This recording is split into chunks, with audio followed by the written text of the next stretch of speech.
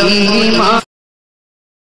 جیسے جیسے یہ سفر آگے بڑھتا جا رہا ہے، دل کی کیفیت بھی تبدیل ہوتی چلی جا رہی ہے۔ امام عالی مقام، امام تشنا کام، امام عرش مقام، امام حسین رضی اللہ تعالیٰ عنہ اپنے رفقا کے ساتھ اس سفر کو روانہ ہیں۔ کوفہ سے کچھ دیر پہلے ایک مقام پر پڑاؤ کیا۔ امام حسین رضی اللہ تعالیٰ عنہ جانتے تھے یہ کربلا ہی کا مقام ہوگا جہاں شہادت نصیب ہوگی۔ کرب اور بلا کے نام سے بنا یہ شہر، نام سے بنا یہ مقام، واقعی داستان کرب و بلا بن گیا۔ ایسی داستان اس شہر میں، اس میدان میں رقم کی گئی کہ آج کم و بیش 1400 سال گزر گئے، آنکھیں نم کر دیتا ہے، دل بے قرار کر دیتا ہے۔ حضرت عباس وہ عظیم شخصیت ہیں جنہیں علم بردار کہا جاتا ہے۔ آپ کو کربلا والوں کی جب لڑائی ہوئی تو پرچم جو ہے حضرت عباس کے ہاتھوں میں دیا گیا۔ آپ نے لڑائی میں کئی یزیدیوں کو قتل کیا، لیکن آخرکار یک بارگی حملہ کر کے آپ کو شہید کر دیا گیا۔ عباس نامدار ہے، زخموں سے چور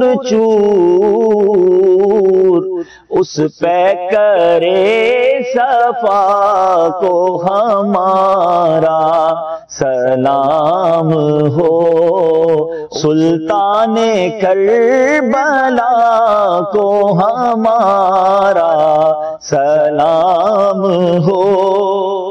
ایمان پر فاطمہ یا الہی، ایمان پر فاطمہ یا الہی، ایمان پر فاطمہ یا الہی۔ والصلاة والسلام على سید المرسلین، اما بعد فاعوذ باللہ من الشیطان الرجیم، بسم اللہ الرحمن الرحیم۔ الصلاة والسلام علیک یا رسول اللہ وعلی آلک وصحابک یا حبیب اللہ۔ الصلاة والسلام علیک یا نبی اللہ وعلی آلک وصحابک یا نور اللہ۔ نویت سنت الاعتکاف۔ فرمان مصطفیٰ صلی اللہ تعالی علیہ وآلہ وسلم، نیت المؤمن خیر من عملہ، مسلمان کی نیت اس کے عمل سے بہتر ہے۔ اللہ کی رضا کے لیے، ثواب بڑھانے کے لیے اچھی اچھی نیتیں کر لیں کہ بغیر اچھی نیت کے کسی بھی عمل خیر کا ثواب نہیں ملتا، اور جتنی نیتیں زیادہ ہوں گی اتنا ہی ثواب بھی بڑھتا چلا جائے گا۔ تو نیت فرمائیں کہ رضا الہی کے لیے، حصول ثواب کے لیے، علم دین حاصل کرنے کے لیے بیان میں شریک رہوں گا۔ تعظیم علم دین کی خاطر جتنا ہو سکا دو زانوں بیٹھ کر، کان لگا کر توجہ کے ساتھ بیان سنوں گا۔ جو باتیں سنوں گا اسے یاد رکھوں گا، عمل کروں گا، دوسروں تک پہنچانے کی کوشش کروں گا۔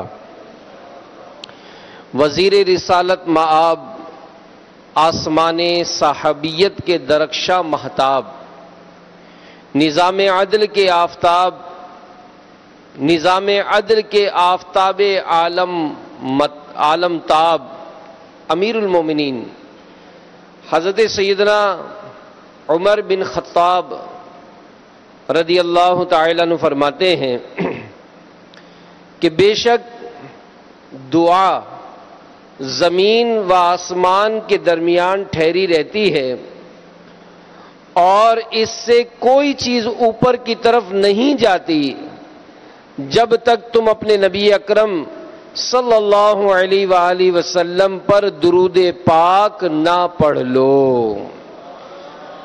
صلو علی الحبیب صلی اللہ تعالی علی محمد وعلی آلہ وصحبہ وبارک وسلم۔ دعوت اسلامی کے اشاعتی ادارے مکتبۃ المدینہ کی مطبوعہ کتاب کرامات صحابہ صفحہ نمبر 74 پر شیخ الحدیث حضرت علامہ مولانا عبد المصطفیٰ اعظمی رحمۃ اللہ تعالی علیہ تحریر فرماتے ہیں جس کا خلاصہ کچھ یوں ہے کہ امیر المومنین، حامی دین متین، محب المسلمین، غیظ المنافقین، امام العادلین حضرت سیدنا عمر فاروق اعظم رضی اللہ تعالی عنہ نے حضرت سیدنا ساریہ رضی اللہ تعالی عنہ کو ایک لشکر کا سپہ سالار یعنی کمانڈر بنا کر بھیجا، اور ناہاوند اس کے لیے آپ نے ان کو کمانڈر بنایا۔ تو سپہ سالار لشکر اسلامیہ حضرت ساریہ رضی اللہ تعالیٰ عنہ یہ کفار ناہنجار سے برسر پیکار تھے کہ وزیر رسول انور سیدنا عمر رضی اللہ تعالی عنہ نے مسجد نبی شریف علی صاحب الصلاۃ والسلام کے ممبر اطہر پر خطبہ شریف پڑھتے ہوئے اچانک ارشاد فرمایا، یا ساریۃ الجبل، اے ساریہ پہاڑ کی طرف رخ کر لو، پہاڑ کی طرف پیٹ کر لو۔ تو حاضرین مسجد حیران رہ گئے کہ لشکر اسلام کے سپہ سالار حضرت ساریہ رضی اللہ تعالیٰ عنہ تو مدینے سے سینکڑوں میل دور ناہاوند میں مصروف جہاد ہیں، آج امیر المومنین نے انہیں کیوں کر اور کیسے پکارا؟ تو اس الجھن کی تشفی تب ہوئی جب وہاں سے فاتح ناہاوند حضرت سیدنا ساریہ رضی اللہ تعالیٰ عنہ کا قاصد یعنی نمائندہ آیا اور اس نے خبر دی کہ میدان جنگ میں کفار جفاکار سے مقابلے کے دوران جب ہمیں شکست کے آثار نظر آنے لگے تو اتنے میں آواز آئی، یا ساریۃ الجبل، اے ساریہ پہاڑ کی طرف پیٹ کر لو۔ تو حضرت سیدنا ساریہ رضی اللہ تعالیٰ نے فرمایا کہ یہ تو امیر المومنین خلیفۃ المسلمین سیدنا عمر فاروق اعظم رضی اللہ تعالیٰ عنہ کی آواز ہے۔ پھر فوراً ہی اپنے لشکر کو پہاڑ کی طرف پشت یعنی پیٹ کر کے صف بندی کرنے کا حکم دے دیا۔ اس کے بعد ہم نے کفار بد اتوار پر زوردار یلغار کر دی تو ایک دم جنگ کا کاسا پلٹ گیا، ایک دم جنگ کا پاسا پلٹ گیا، اور تھوڑی دیر میں اسلامی لشکر نے کفار بیکار کی فوجوں کو روند ڈالا اور عساکر اسلامیہ یعنی اسلامی فوجوں کے قاہرانہ حملوں کی تاب نہ لا کر لشکر اشرار میدان کارزار سے راہ فرار اختیار کر گیا اور افواج اسلام نے فتح مبین کا پرچم لہرا دیا۔ مراد آئی مرادیں ملنے کی پیاری گھڑی آئی، ملا حاجت روا ہم کو در سلطان عالم سا، صلو علی الحبیب صلی اللہ تعالی علی محمد۔ اے میرے میٹھے میٹھے و پیارے پیارے اسلامی بھائیوں، مدنی چینل کے ناظرین، آج یکم محرم الحرام ہے اور آج کا دن یوم فاروق اعظم ہے۔ اس مناسبت سے انشاءاللہ میرے پیارے پیارے میٹھے میٹھے مرشد امیر اہل سنت کے بڑا ہی پیارا رسالہ ہے کرامات فاروق اعظم رضی اللہ تعالیٰ عنہ۔ تو اس رسالے سے چند باتیں عرض کروں گا اور میں ضرور آپ سب کو دعوت دوں گا، بالخصوص ہماری مختلف کابینات سے، سلیمانی کابینہ، سیرانی کابینات، کے پی کے جو عاشقان صحابہ و اہل بیت یہاں عالمی مدنی مرکز فیضان مدینہ میں جمع ہو رہے ہیں، اور جو مدنی چینل کے ناظرین ہیں جو جمعہ کی نماز کے لیے یہاں آتے ہیں، تو آج ایک کام یہ ضرور کرنا ہے کہ امیر اہل سنت کا یہ رسالہ کرامات فاروق اعظم یہ لینا بھی ہے اور پڑھنا بھی ہے۔ تو اس میرا خیال 8 روپے کا یا جیبی سائز کا، پاکٹ سائز کا 8-10 روپے کا رسالہ ہوگا، اس کو ضرور رکھیں، پڑھیں۔ سیرت فاروق اعظم رضی اللہ تعالیٰ عنہ کا مطالعہ ایمان کو حرارت دیتا ہے۔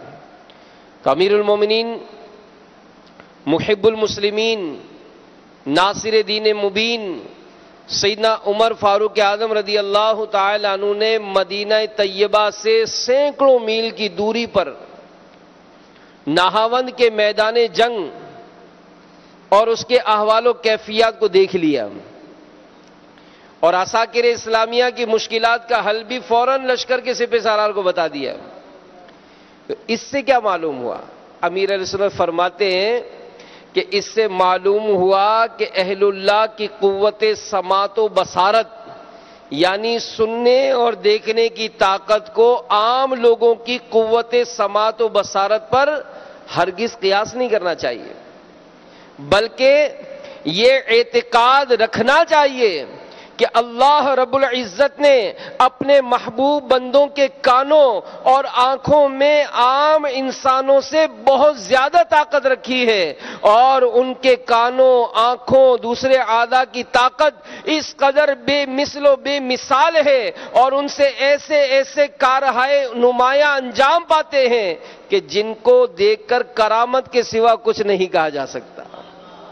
تو فاروق کی کرامت، مرحبا، فاروق کی کرامت، فاروق کی کرامت، فاروق کی طاقت، فاروق کی بصارت، مرحبا۔ اللہ تعالیٰ نے کیسا فاروق اعظم کو قوت بصارت، سننے کی، دیکھنے کی طاقت عطا فرمائی۔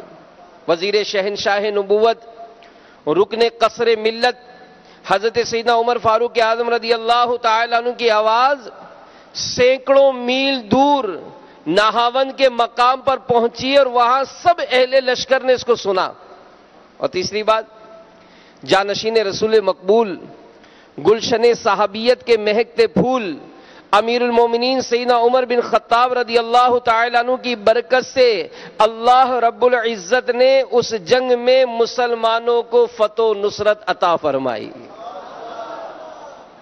اللہ عز و جل کی ان پر رحمت ہو، اور ان کے صدقے ہماری بے حساب مغفرت ہو، آمین بجاہ النبی الامین صلی اللہ علیہ وآلہ وسلم۔ کس نے ذروں کو اٹھایا اور صحرا کر دیا، کس نے قطروں کو ملایا اور دریا کر دیا، کس کی حکمت نے یتیموں کو کیا در یتیم اور غلاموں کو زمانے بھر کا مولا کر دیا، شوکت مغرور کا کس شخص نے توڑا طلسم، منہدم کس نے الہی قصر کسرا کر دیا۔ صلو علی الحبیب صلی اللہ تعالی علی محمد۔ فاروق اعظم رضی اللہ تعالیٰ عنہ کا مختصر تعارف سنیے، اور یہ بھی ہم عاشقان فاروق اعظم، عاشقان صحابہ ہیں، الحمدللہ ہمیں آقا کے ہر صحابی سے پیار ہے، اور فاروق اعظم سبحان اللہ ان کی عظمت و شان تو بہت بلند ہے۔ تو خلیفہ دوم، جانشین پیغمبر، وزیر نبی اطہر سیدنا عمر رضی اللہ تعالیٰ عنہ کی کنیت ابو حفص، لقب فاروق اعظم، اور ایک روایت میں ہے کہ آپ رضی اللہ تعالیٰ عنہ 39 مردوں کے بعد خاتم المرسلین رحمت للعالمین صلی اللہ علیہ وآلہ وسلم کی دعا سے اعلان نبوت کے 6 سال میں ایمان لائے۔ آپ رضی اللہ تعالیٰ عنہ کے اسلام قبول کرنے سے مسلمانوں کو بے حد خوشی ہوئی، ان کو بڑا سہارا ملا کہ فاروق اعظم رضی اللہ تعالیٰ عنہ کے اسلام قبول کرنے کے بعد ہمارے پیارے نبی صلی اللہ علیہ وآلہ وسلم نے مسلمانوں کے ساتھ مل کر حرم محترم میں اعلانیہ نماز ادا فرمائی۔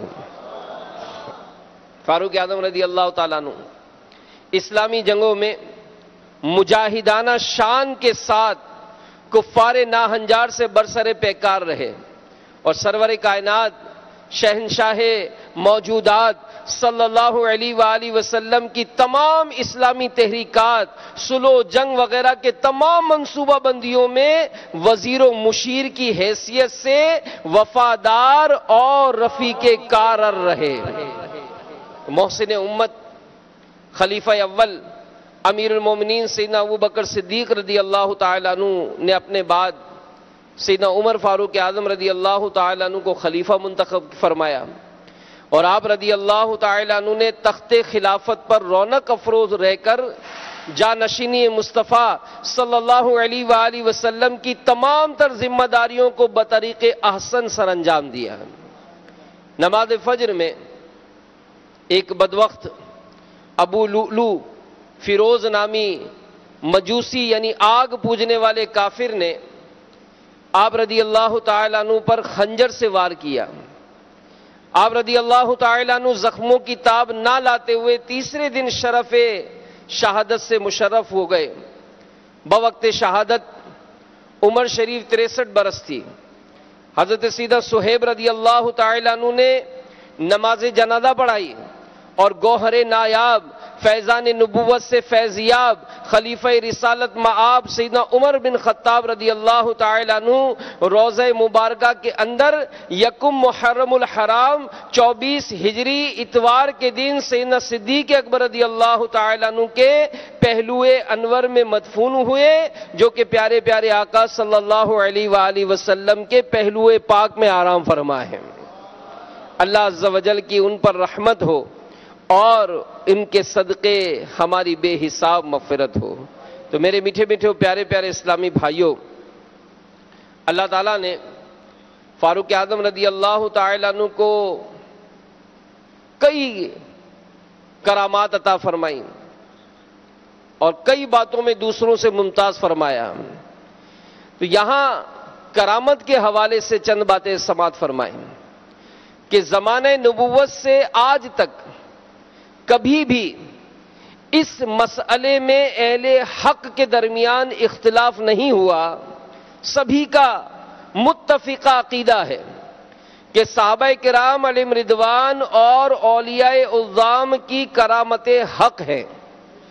ہر زمانے میں اللہ والوں کی کرامات کا ظہور ہوتا رہا، اور انشاءاللہ قیامت تک اس کا سلسلہ منقطع یعنی ختم نہیں ہوگا، بلکہ ہمیشہ اللہ کے ولیوں سے کرامت صادر ظاہر ہوتی رہیں گی۔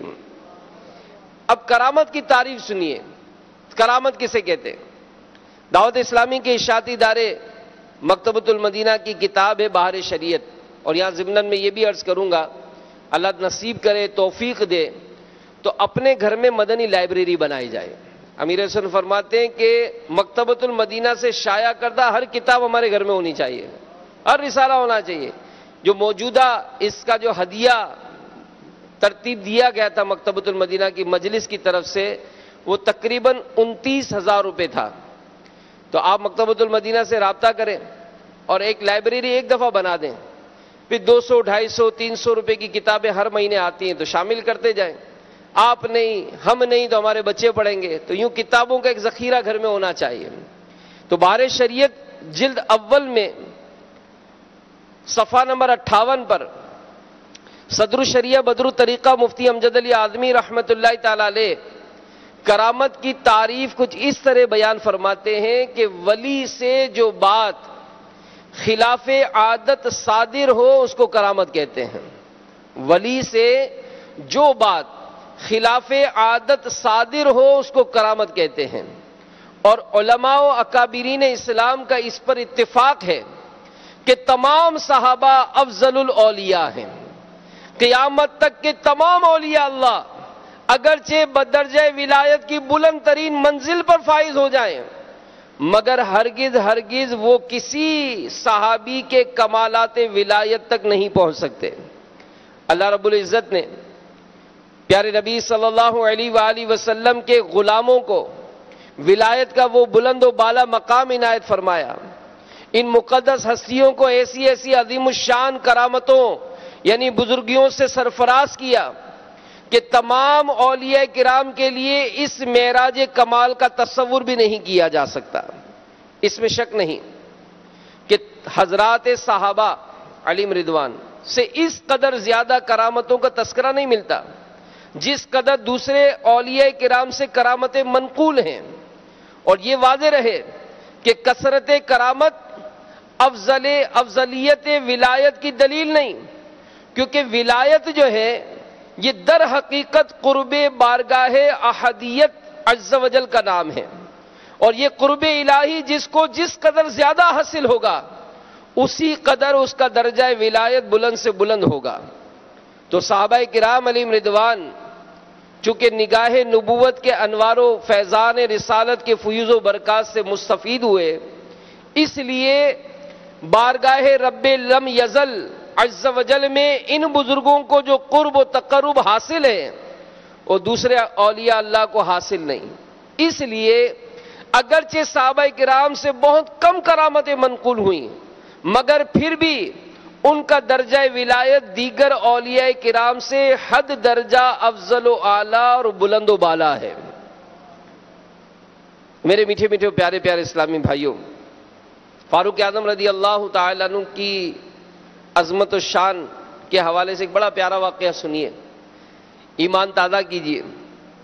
دعوت اسلامی کے اشاعتی ادارے مکتبۃ المدینہ کی کتاب ہے سوانح کربلا. ان دنوں میں یہ کتاب بھی پڑھنی چاہیے، بڑے ایمان افروز واقعات لکھے. اس میں حضرت علامہ مولانا سید محمد نعیم الدین مراد آبادی رحمۃ اللہ تعالی علیہ تحریر فرماتے ہیں، جس کا خلاصہ ہے کہ جب مصر فتح ہوا تو ایک روز اہل مصر نے حضرت سیدنا عمرو بن عاص رضی اللہ تعالی عنہ سے عرض کی کہ اے امیر، ہمارے دریائے نیل میں ایک رسم ہے، جب تک اس کو ادا نہ کیا جائے دریا جاری نہیں رہتا. انہوں نے استفسار فرمایا کہ کیا؟ کہا ہم ایک کنواری لڑکی کو اس کے والدین سے لے کر عمدہ لباس اور نفیس زیور سے سجا کر دریائے نیل میں ڈالتے ہیں. حضرت سیدنا عمرو بن عاص رضی اللہ تعالیٰ عنہ نے جب یہ سنا تو فرمایا کہ اسلام میں ہرگز ایسا نہیں ہو سکتا. اسلام پرانی واہیات رسموں کو مٹاتا ہے. پس وہ رسم موقوف کر دی گئی. اب کیا ہوا؟ دریا کی روانی کم ہوتی گئی، پانی کم ہوتا گیا، یہاں تک کہ لوگوں نے وہاں سے چلے جانے کا ارادہ کیا. یہ دیکھ کر سیدنا عمرو بن عاص رضی اللہ تعالی عنہ نے امیر المومنین خلیفہ ثانی سیدنا عمر فاروق اعظم رضی اللہ تعالی عنہ کی خدمت میں تمام واقعہ لکھ بھیجا. آپ رضی اللہ تعالی عنہ نے جواب میں تحریر فرمایا کہ تم نے ٹھیک کیا. بے شک اسلام ایسی رسموں کو مٹاتا ہے. میرے اس خط میں ایک رکا ہے، یعنی ایک اور خط ہے، اس کو دریا نیل میں ڈال دینا. سیدنا عمرو بن عاص رضی اللہ تعالیٰ عنہ کے پاس جب امیر المومنین فاروق اعظم رضی اللہ تعالیٰ عنہ کا خط پہنچا، انہوں نے وہ رقعہ اس خط میں سے نکالا. اس میں لکھا تھا، اے دریائے نیل، اگر تو خود جاری ہے تو نہ جاری ہو، اور اگر اللہ تعالیٰ نے جاری فرمایا تو میں واحد و قہار عز و جل سے عرض گزار ہوں کہ تجھے جاری فرما دے. سیدنا عمرو بن عاص رضی اللہ تعالی عنہ نے یہ رقعہ دریائے نیل میں ڈالا. ایک رات میں 16 گز پانی بڑھ گیا اور یہ رسم مصر سے بالکل ختم ہو گئی. چاہیں تو اشاروں سے اپنے کایا ہی پلٹ دیں دنیا کی، یہ شان ہے خدمتگاروں کی، سردار کا عالم کیا ہوگا. صلو علی الحبیب صلی اللہ تعالی علی محمد.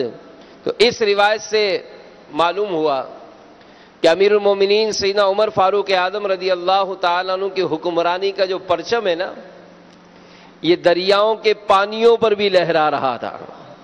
دریاؤں کی روانی یہ آپ رضی اللہ تعالیٰ عنہ کی نافرمانی نہیں کرتی تھی، نگاہ نبوت سے فیض و برکت یافتہ، بارگاہ رسالت سے تعلیم و تربیت یافتہ سیدنا عمر بن خطاب رضی اللہ تعالیٰ عنہ کے حسن ایمان کی برکات تھی۔ رب کائنات عز و جل نے اہل مصر کو اس بری رسم سے نجات عطا فرمائی۔ تو میرے میٹھے میٹھے اسلامی بھائیوں، مدنی چینل کے ناظرین اور جو ہمارے تربیتی اجتماع میں حاضر ہوئے، بڑی توجہ سے یہ باتیں سنیے گا کہ جس طرح اہل مصر میں دریائے نیل کو جاری رکھنے کی رسم بد جاری تھی، اسی طرح اگر دور حاضر کا جائزہ لیں تو بعض قبیح اور ناجائز رسومات زور پکڑتی جا رہی ہیں۔ آپ جن قصبوں سے، دیہاتوں سے، علاقوں سے، شہروں سے آئے ہیں، مدنی چینل میں دنیا بھر میں نہ جانے کہاں کہاں ہم یہ بیان سن رہے ہیں، تو ہم جائزہ لیں خاندانی علاقے کی، انجمنوں کی، قصبوں کی، ایسی بہت سی غیر شرعی رسومات ہیں کہ جس میں بدقسمتی سے مسلمان مبتلا ہیں، اور جن خلاف شرع رسومات مسلمانوں کو پستی اور بربادی کے عمیق گڑھے کی طرف دھکیلتی اور سنت رسول اللہ صلی اللہ علیہ وآلہ وسلم سے دور کرتی چلی جا رہی ہیں۔ دعوت اسلامی کے اشاعتی ادارے مکتبۃ المدینہ کی ایک اور پیاری کتاب اسلامی زندگی میں مفسر شہیر حکیم الامت مفتی احمد یار خان رحمت اللہ تعالی علیہ نے بری رسومات اور مسلمانوں کے بگڑے ہوئے حالات کی جو کیفیات بیان فرمائی، ان کا خلاصہ کچھ یوں ہے کہ آج کون سا درد رکھنے والا دل ہے جو مسلمانوں کی موجودہ پستی اور ان کی موجودہ ذلت و خواری اور ناداری پر نہ دکھتا ہو، وہ کون سی آنکھ ہے جو ان کی غربت، مفلسی، بے روزگاری پر آنسو نہ بہتی ہو۔ حکومت ان سے چھنی، دولت سے یہ محروم ہوئے، عزت و وقار ان کا ختم ہو چکا، زمانے بھر کی مصیبت کا شکار مسلمان بن رہے ہیں۔ ان حالات کو دیکھ کر کلیجہ منہ کو آتا ہے، مگر دوستو فقط رونے دھونے سے کام نہیں چلتا، بلکہ ضروری ہے اس کے علاج پر غور کیا جائے۔ بس کہ اس کی مثال دیتے ہوئے مفتی صاحب فرماتے ہیں، ایک بڑی دلچسپ آپ نے ایک بات لکھی کہ ایک بوڑھا شخص کسی حکیم کے پاس جاتا ہے اور جا کر کہتا ہے کہ حکیم صاحب میری کمر میں بڑا درد رہتا ہے۔ تو حکیم صاحب نے ان کو دیکھا اور کہا کہ بڑے میاں، چونکہ آپ بوڑھے ہو چکے نا، اس لیے یہ کمر میں درد ہوتا ہے۔ تو بڑے میاں کہنے لگے حکیم صاحب میری آنکھوں سے بھی مجھے نظر کم آتا ہے۔ تو حکیم صاحب نے کہا کہ بڑے میاں آپ بوڑھے ہو گئے نا، اس لیے آپ کو آنکھوں سے کم نظر آتا ہے۔ حکیم صاحب میں کانوں سے بھی صحیح سنائی نہیں دیتا ہے۔ تو حکیم صاحب کہنے لگے بڑے میاں آپ بوڑھے ہو گئے نا، اس لیے آپ کو کانوں میں بھی کم سنائی کم دیتا ہے۔ وہ میں چلتا ہوں نا، میرے پیروں میں بھی بہت درد ہوتا ہے۔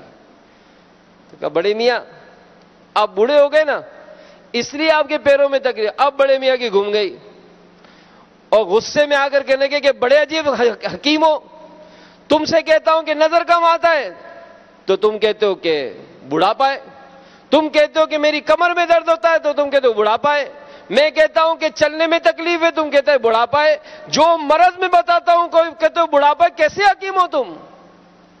اب جب وہ شور شرابہ کیا تو حکیم صاحب نے بڑی نرمی سے کہا کہ بڑے میاں یہ جو آپ کو غصہ آ رہا ہے نا، تو چونکہ آپ بوڑھے ہو گئے نا اس لیے آپ کو غصہ آ رہا ہے۔ تو کئی باتیں ایسی ہوتی ہیں کہ ہمارے اپنے ہاتھوں کے کرتوت ہیں۔ بھائی آخر یہ مصیبتیں، پریشانیاں، تکلیفیں، دکھ، درد کیوں دور نہیں ہوتے؟ تو اب امیر اہل سنت لکھتے ہیں مفتی صاحب کی تحریر کہ دوستو فقط رونے دھونے سے کام نہیں چلتا، بلکہ ضروری ہے کہ اس کا علاج کیا جائے، اور علاج کے لیے چند ضروری باتیں سوچنی ہوں گی۔ پہلی بات، اصل بیماری کیا ہے؟ دوسری بات، اس کی وجہ کیا، مرض کیوں پیدا ہوا؟ نمبر 3، اس کا علاج کیا ہے؟ نمبر 4، اس علاج میں پرہیز کیا ہے؟ اگر ان چاروں باتوں میں غور کر لو تو سمجھ لو کہ اس علاج آسان ہے. کئی لیڈران قوم، پیشوایان ملک نے اقوام مسلم کے علاج کا بیڑا اٹھایا مگر ناکامی ہی ملی. اور اللہ عز و جل کے جس کسی نیک بندے نے مسلمانوں کو ان کا صحیح علاج بتایا تو بعض نادان مسلمانوں نے اس کا مذاق اڑایا، اس پر پھبتیاں کسی، زبانیں تان دراز کی، غرض یہ کہ صحیح طبیبوں کی آواز پر کان نہ دھرا. یعنی ہمارا حال بڑا عجیب و غریب ہے. دیکھا دیکھی، ابا نے کیا تو ہم کر رہے، دادا نے کیا تو ہم کر رہے. بھائی علماء سے پوچھا کہ بھائی یہ جو کام کرتے، یہ رسم ہمارے یہاں جو ادا کی جا رہی ہے، کیا اس میں شریعت کا بھی کوئی حکم ہے یا دیکھا دیکھی ہے؟ دیکھا دیکھی ہے. عجیب و غریب حال ہے. بلکہ ایک جگہ میں نے بڑی پیاری بات پڑھی کہ ایک کسان کے پاس گدھا تھا. گدھا، اس کو گدھا باندھنا تھا. تو گدھا باندھنے کے لیے اس کے پاس رسی نہیں تھی. اب بڑا پریشان ہوا، ادھر ادھر ڈھونڈا، رسی نہیں ملی اس کو. وہ پڑوسی کے پاس گیا اور جا کر کہا کہ مجھے گدھا باندھنا ہے، میرے پاس رسی نہیں ہے، اگر تم رسی دے دو تو میں گدھا باندھ لیتا ہوں. تو پڑوسی کہنے لگا کہ رسی تو میرے پاس بھی نہیں ہے، لیکن میں تمہیں ایک طریقہ بتا دیتا ہوں، تمہارا گدھا بندھ جائے گا. تو اس نے کہا کون سا طریقہ؟ تو کہنا کہ تم گدھے کے پاس جاؤ اور خالی ایکشن کرو جیسے تم اس کے گلے میں رسی باندھ رہے ہو. پھر وہ رسی ایسے اشارے سے کھینچ کر جیسے کھوٹے پہ باندھ دینا. خالی ایسے ڈرامہ کرنا، تم رسی تو نہیں ہے لیکن یوں ڈرامہ کرنا کہ یہ رسی باندھی ہے، یہ کھوٹے میں باندھی، بس گدھا بندھ جائے گا. اب اس کے پاس رسی تو تھی نہیں، اس نے جا کر اسی طرح حرکت کی، وہ رسی اسی گلے میں جیسے باندھ رہا ہے، پھر کھینچ کے کھوٹے میں باندھ رہا ہے. اب کیا ہوا؟ جا کر وہ سو گیا. اب جیسی صبح آنکھ کھلی تو ٹینشن تو تھا اس کا کہ گدھا پتہ نہیں ہوگا کہ نہیں. اب جیسی آنکھ کھلی فوراً کھڑکی کھول کے دیکھی تو گدھا کھڑا تھا اپنی جگہ پر. اب بڑا مطمئن ہوا، ناشتہ کر کے تیار ہو کے اب باہر نکلا کہ چلو اس کو کھیتوں میں لے جائیں گدھے کو. اب جیسے گدھے کو کھینچا تو گدھا ہلا ہی نہیں. کان موڑا، دم موڑی، ڈنڈے مارے، اس کو ہلا ہی نہیں، گدھا ہی نہیں ہل رہا ہے. اب بڑا پریشان ہو گیا، جا کے پھر پڑوسی کا دروازہ کھٹکھٹایا. کہنے لگا تمہاری بڑی مہربانی، تم نے یہ مجھے طریقہ بتایا، میں نے اس طرح سے کیا، گدھا تو ہے مگر یہ گدھا چل ہی نہیں رہے. تو اس پڑوسی نے کہا کہ تم نے رسی کھولی؟ تم نے رسی کھولی؟ تو اس نے کہا میں نے رسی باندھی کہاں تھی، میں نے رسی باندھی کہاں تھی، میں تو ایسے ہی جھوٹ موٹ ڈرامہ کیا تھا. تو کہا کہ بھائی جب باندھنے کا ڈرامہ کیا تھا تو کھولنے کا بھی ڈرامہ کرنا پڑے گا. یہ کھولنے کا ڈرامہ کرو گے اس کے بعد تمہارا گدھا خود چلے گا. وہ شخص کہتا ہے کہ میں نے جا کر یہ کیا، وہ ڈرامہ، وہ اپنی رسی کھولی، وہ کھوٹے سے ہٹایا، اس کی گردن سے ہٹائی تو تب کہیں جا کے گدھا چل پڑا. تو ہمارا بھی بعض اوقات یہی حال ہے، گدھوں کی طرح ہم بھی مدد لگے رہتے کہ جو کی ہوئے ہے تو وہ کرنا ہی ہے. تو میرے میٹھے میٹھے اسلامی بھائیوں، اللہ کی رحمت ہے، دعوت اسلامی کا پیارا مدنی ماحول ہے جس نے ہم کو ہمارے معاملات بتائے. اسلام کیا چاہتا ہے، اسلام ہمیں کیا سکھاتا ہے، اسلام اپنے ماننے والوں کو کیا تربیت دیتا ہے. مدنی مذاکروں کے ذریعے ہمارے پیارے میٹھے امیر اہل سنت ہمیں تربیت دے رہے ہیں. دعوت اسلامی کا اشاعتی ادارہ مکتبۃ المدینہ ہمیں چھاپ کر لٹریچر دے رہا ہے کہ دیکھو ہمارے صحابہ کے یہ معاملات ہیں، ہمارے اولیاء کرام کے یہ معاملات ہیں، ہمارے پیارے آقا نے یہ ارشاد فرمایا ہے، قرآن پاک میں یہ حکم دیا ہے. اسی طرح مسجدوں میں درس کے ذریعے، اسی طرح مدنی قافلوں میں سفر کے ذریعے ہم کو ساری باتیں سکھائی جا رہی ہیں کہ ہم آگے بڑھے اور اس دین اسلام کی تعلیم و تربیت کو حاصل کر کے پھر دنیا بھر کے مسلمانوں کی اصلاح کا سامان کریں. آج ہمارے اس طرح کے تربیتی اجتماع میں بارہا ایسے معاملات دیکھے گئے کہ ماشاءاللہ جنہوں نے اس معاملے کو سیکھا، یعنی ایک گاؤں سے، قصبے سے ایک ہی آدمی آیا ہے اور اس نے آ کر اس عالمی مدنی مرکز فیضان مدینہ میں دعوت اسلامی کے تحت ہونے والے کورسز میں داخلہ لے لیا اور یہاں سے وہ علم حاصل کر کے گیا، درست قرآن پڑھ کر سیکھ کر گیا، درست نماز سیکھ کر گیا، اور وہاں جا کر جب اس نے اس علم کے چیپٹر کو کھولا، اس باب کو کھولا، تو اس گاؤں دیہات میں کہ جہاں نماز درست پڑھانے والا، نماز درست پڑھنے والا موجود نہیں تھا، جہاں قرآن پڑھانے والا موجود نہیں تھا، اللہ کی رحمت سے اس مبلغ دعوت اسلامی کے ذریعے وہاں کا بچہ نماز کی طرف آیا، وہاں پر قرآن کی تعلیم عام ہوئی، وہاں مدارس المدینہ کا قیام ہوا، وہاں فیضان مدینہ بنائے گئے، وہاں مساجد کی تعمیر کی گئی، الحمدللہ۔ بلکہ بعض تو ایسے قصبے دیہات کہ جہاں پر میت کو غسل دینے والا کوئی نہیں تھا، دعوت اسلامی کے ان تربیتی اجتماعات، مدنی قافلے، مختلف کورسز کے ذریعے عاشقان رسول کو جب اس کی تربیت دی گئی تو الحمدللہ وہاں پر ایک نہیں سینکڑوں بیسیوں مبلغ دعوت اسلامی پیدا ہوئے۔ تو اے میرے میٹھے میٹھے پیارے پیارے اسلامی بھائیوں، ہم بھی غور کریں اور سوچیں کہ آخر یہ معاملات تو ہیں، خرابیاں تو ہیں، لیکن اس طرح کے معاملات کو دور کون کرے گا، آگے کون بڑھے گا؟ تو میرے میٹھے میٹھے پیارے پیارے اسلامی بھائیوں، مزید امیر اہل سنت لکھتے ہیں، مفتی صاحب کی جو تحریر ہے اس میں سے، کہ مسلمانوں کی بادشاہت گئی، عزت گئی، دولت گئی، وقار گیا، صرف ایک وجہ سے، اور وہ یہ کہ ہم نے شریعت مصطفیٰ صلی اللہ علیہ وآلہ وسلم کی پیروی چھوڑ دی، ہماری زندگی اسلامی زندگی نہ رہی۔ ان تمام نحوستوں کی وجہ یہ ہے کہ ہمیں اللہ عز و جل کا خوف، نبی کریم صلی اللہ علیہ وآلہ وسلم کی شرم اور آخرت کا ڈر نہ رہا۔ اعلیٰ حضرت مجدد دین و ملت رحمت اللہ تعالی علیہ فرماتے ہیں، دن لہ میں کھونا تجھے، شب صبح تک سونا تجھے، شرم نبی خوف خدا یہ بھی نہیں وہ بھی نہیں، مسجدیں ہماری ویران، مسلمانوں سے سینما و تماشے آباد، ہر قسم کے عیوب مسلمانوں میں موجود، ناجائز رسمیں ہم میں قائم ہیں، ہم کس طرح عزت پا سکتے ہیں؟ جیسے کسی نے کہا ہے، وائے ناکامی متاع کارواں جاتا رہا، کارواں کے دل سے احساس زیاں جاتا رہا۔ تو مسلمانوں کی اصل بیماری تو احکام خدا و سنت مصطفیٰ کو چھوڑنا ہے۔ اب اس مرض کی وجہ سے اور بہت سی بیماریاں پیدا ہو گئی۔ مسلمانوں کی بڑی بڑی 3 بیماریاں ہیں۔ اول، روزانہ نئے نئے مذہبوں کی پیداوار اور ہر آواز پر مسلمانوں کا آنکھیں بند کر کے چل پڑنا۔ دوسرے، مسلمانوں کی آپس کی ناچاقیاں، عداوتیں اور مقدمے بازیاں۔ تیسرے، جاہل لوگوں کی گھڑی ہوئی خلاف شرع یا فضول رسمیں۔ ان 3 قسم کی بیماریوں نے مسلمانوں کو تباہ کر ڈالا، برباد کر دیا، گھر سے بے گھر بنا دیا، مقروض کر دیا، غرض یہ کہ ذلت کے گڑھے میں دھکیل دیا۔ میرے میٹھے میٹھے اور پیارے پیارے اسلامی بھائیوں، اے مدنی چینل کے ناظرین، پہلی بیماری کا علاج کیا ہے؟ فرماتے ہیں، ہر بد مذہب کی صحبت سے بچو۔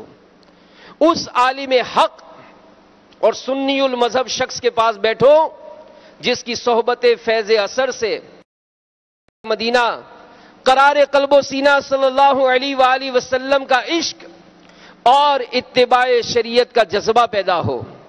دوسری بیماری کا علاج یہ کہ اکثر فتنہ و فساد کی 2 جڑیں ہیں، ایک غصہ یعنی اپنی بڑائی، اور دوسرے حقوق شریعہ سے غفلت، یعنی ہر شخص چاہتا ہے کہ میں سب سے اونچا رہوں، سب میرے حقوق ادا کریں، مگر میں کسی کا حق ادا نہ کروں۔ اگر ہماری طبیعت میں سے غرور و تکبر نکل جائے، عاجزی تواضع پیدا ہو جائے، ہم میں سے ہر شخص دوسرے کے حقوق کا خیال رکھے، تو انشاءاللہ عز و جل کبھی جھگڑے کی نوبت بھی نہ آئے گی۔ تو آج یوم فاروق اعظم ہے، ذہن بنائیے کہ انشاءاللہ ہمیشہ نیک سنتوں کے پابند اور عاشقان رسول لوگوں کی ہی صحبت اختیار کریں گے انشاءاللہ، انہی کا لٹریچر پڑھیں گے، انہی کے درس و بیان میں شرکت کریں گے۔ اور دوسری بات، اگر آپس میں جھگڑا ہے، لڑائی ہے، آج تو پہلا دن ہے نا سال کا، دعا بھی کرتے ہیں اللہ تعالیٰ آج کے اس مبارک دن کے صدقے، یوم فاروق اعظم کے صدقے یہ پورا سال ہمارے اوپر بھی، عالم اسلام پر بھی خیر و سلامتی کا سال بنائے ہیں۔ مسلمانوں کی بیماریاں، مسلمانوں کی تکلیفیں، مسلمانوں کی پریشانیاں جائیں، جہاں جہاں مسلمان پریشان، خصوص برما کے مسلمان، اللہ تعالیٰ ان پر رحمت کی آسان فرمائے۔ جہاں کہیں بھی مسلمان پریشان، چاہے ہمارے وطن میں ہیں، محلے میں ہیں، اللہ سارے مسلمانوں پر رحمت کی نظر فرمائے، ہماری تنگ دستیاں اور ہماری آپس کے لڑائی جھگڑے ختم ہو جائیں۔ اگر ہم میں سے بھی آج کہ اولاد اور ماں باپ میں لڑائی ہو گئی، بھائی بھائی سے لڑ کر بیٹھا ہے، نہیں، دین ہمیں محبت کا درس دیتا ہے، امن کا درس دیتا ہے۔ تو اگر آپس میں ایسی ناچاکی ہو گئی، بچے لڑے تھے، گھر کی عورتیں لڑ گئیں، محلے میں لڑائی ہو گئی، آپس میں صلح کر لیں، معافی تلافی کر لیں، ہم ایک دوسرے سے نرم ہو جائیں، پیار ہو جائے، جھگڑا ختم ہو جائے۔ اور تیسری بیماری یہ کہ ہمارے اکثر مسلمانوں میں بچے کی پیدائش سے لے کر مرنے تک مختلف موقعوں پر تباہ کن رسمیں یہ جاری ہیں، جنہوں نے مسلمانوں کی جڑیں کھوکھلی کر دی۔ شادی بیاہ ہو، رسمیں، اور یہ رسمیں ایسی کہ ہزاروں مسلمانوں کی جائیدادیں، مکانات، دکانیں سودی قرضے میں چلی گئی۔ بہت سے اعلیٰ خاندانوں کے لوگ آج کرائے کے مکانوں میں گزارا کر رہے ہیں۔ کیوں؟ رسم ادا کرنے میں پھنسے، ٹھوکریں کھاتے کھاتے پھر رہے ہیں۔ اپنی قوم کی اس مصیبت کو دیکھ کر مفتی صاحب کہتے ہیں میرا دل بھر آیا، طبیعت میں جوش پیدا ہوا، کچھ خدمت کروں۔ روشنائی کے چند قطرے حقیقت میں میرے آنسوؤں کے قطرے ہیں، خدا کرے اس سے قوم کی اصلاح ہو جائے۔ میں نے محسوس کیا کہ بہت سے لوگ ان شادی بیاہ اور دیگر فضول رسموں سے بیزار تو ہیں، مگر کیوں کر رہے ہیں؟ برادری والے تانے دیتے ہیں، ہماری ناک کٹ جائے گی۔ اس خوف سے جس طرح ہو سکا قرض لے کر ان جاہلانہ رسوموں کو پورا کرتے ہیں۔ کوئی تو ایسا مرد مجاہد ہو جو بلا خوف و خطر ہر ایک کے تانے برداشت کر کے تمام ناجائز حرام رسومات پر لات مار دے اور سنت سرور کائنات صلی اللہ علیہ وآلہ وسلم کو زندہ کر کے دکھا دے کہ جو شخص سنت کو زندہ کرے اس کو 100 شہیدوں کا ثواب ملتا ہے، کیونکہ شہید تو ایک دفعہ تلوار کا زخم کھا کر دنیا سے پردہ کر جاتا ہے، مگر یہ اللہ کا نیک بندہ عمر بھر لوگوں کی زبانوں کے زخم کھاتا رہتا ہے۔ تو واضح رہے کہ مروجہ رسمیں دو قسم کی ہیں، ایک تو وہ جو شرعاً ناجائز ہیں، دوسری وہ جو تباہ کن ہیں۔ بہت دفعہ ان کو پورا کرنے کے لیے مسلمان سودی قرض کی نحوست میں بھی مبتلا ہو جاتا ہے، حالانکہ سود کا لین دین گناہ کبیرہ گناہ ہے، اور یوں یہ رسومات بہت ساری آفات میں پھنسا دیتی ہیں، ان سے دوری میں عافیت ہے۔ تو اس کا پورا ایک مضمون مفتی صاحب نے تحریر فرمایا ہے، اور یہ الحمدللہ دعوت اسلامی کے اشاعتی ادارے مکتبۃ المدینہ کی کتاب اسلامی زندگی میں مذکور ہے۔ تو یہ رسالہ جس میں سے میں نے آپ کو چند صفحے پڑھے ہیں، کرامات فاروق اعظم، اس رسالے کو لیجیے۔ امیر اہل سنت نے اس میں اپنا درد بیان کیا ہے، پھر فاروق اعظم کی سیرت کے اور پہلو بھی اس میں بیان کیے ہیں۔ تو میرے میٹھے میٹھے اور پیارے پیارے اسلامی بھائیوں، ضرورت ہے کہ ہم اس طرح کے معاملات میں آگے بڑھیں۔ اگر صرف اور صرف دنیاوی مشاغل میں مصروف ہے، دنیاوی علوم و فنون حاصل کرنے میں ہی ہماری کوششیں ہیں، ایسا نہیں۔ مسلمان عملی طور پر بہت زیادہ کمزور ہیں، مسلمان طرح طرح کے گناہوں میں مبتلا ہیں، اور دعوت اسلامی ہمیں یہ مدنی مقصد دیتی ہے کہ مجھے اپنی اور ساری دنیا کے لوگوں کی اصلاح کی کوشش کرنی ہے انشاءاللہ۔ یوم فاروق اعظم ہے، اللہ تعالی ہمیں دین متین کی خدمت کے لیے قبول فرمائے، اور ہم ہماری آنے والی نسلیں اس دین متین کی خدمت کریں، دعوت اسلامی کے مدنی کاموں میں حصہ لیں۔ تو نیت کریں، دعوت اسلامی کے ہفتہ وار اجتماع میں شرکت کی پابندی ہوگی، اور آج یکم محرم الحرام ہے، اس مہینے سے ہی ہر ماہ کم از کم 3 دن مدنی قافلے میں ضرور سفر کریں گے۔ مدنی چینل کے ناظرین بھی نیت کریں، اور مدنی کام جو دعوت اسلامی کے 12 مدنی کام ہیں، ان کاموں کو کرنے کے لیے روزانہ 2 گھنٹے مدنی کاموں میں صرف کریں۔ اللہ تعالی ہم سب کو عمل کرنے کی توفیق عطا فرمائے، آمین بجاہ النبی الامین صلی اللہ تعالی علیہ وآلہ وسلم۔ ابھی عالمی مدنی مرکز فیضان مدینہ میں جمعہ کی پہلی اذان دی جائے گی، تو پہلی اذان کا تو جواب دیا جاتا ہے، دوسری اذان ہوگی جب جواب نہیں دیتے ہیں، تو اذان کا جواب دیجئے۔ اور اذان میں 15 کلمات ہیں، ہر کلمے پر 2 لاکھ نیکیاں ملتی ہیں، تو گویا اذان کا جواب دینے میں 30 لاکھ نیکیاں ملیں گی۔ جواب دینے کا آسان طریقہ یوں سمجھ لیجئے، جو مؤذن صاحب کہیں وہی دہرا دیں، اذان کا جواب ہوگا۔ اللہ تعالیٰ عمل کی توفیق عطا فرمائے، آمین بجاہ النبی الامین صلی اللہ تعالی علیہ وآلہ وسلم۔ صلو علی الحبیب صلی اللہ تعالی علیہ وسلم۔ ایمان پر خاتمہ یا الہی، ایمان